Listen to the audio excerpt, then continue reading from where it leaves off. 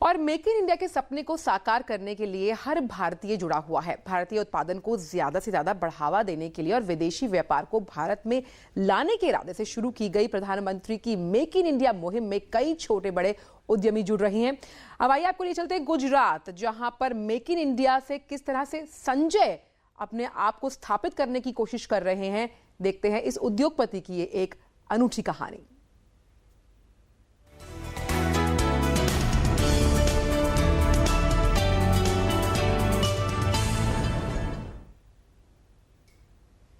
करीबन 25 साल से डेंटिस्ट के उपयोग की चेयर और विभिन्न साधन बनाते ये हैं अहमदाबाद के संजय पटेल।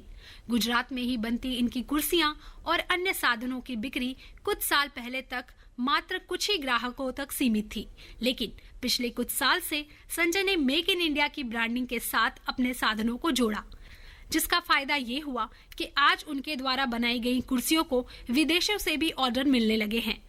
जर्मनी में लगे व्यापार मेले में भाग लेने गए संजय ने मेक इन इंडिया के साथ अपने साधनों की ब्रांडिंग की।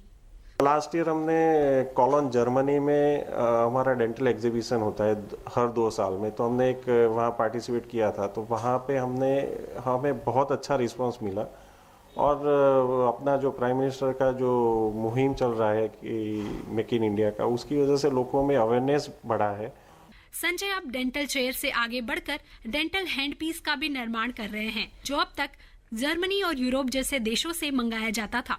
दाम में करीबन 60% कम इस डेंटल हैंड पीस को अहमदाबाद में ही उनकी फैक्ट्री में बनाया जाता है।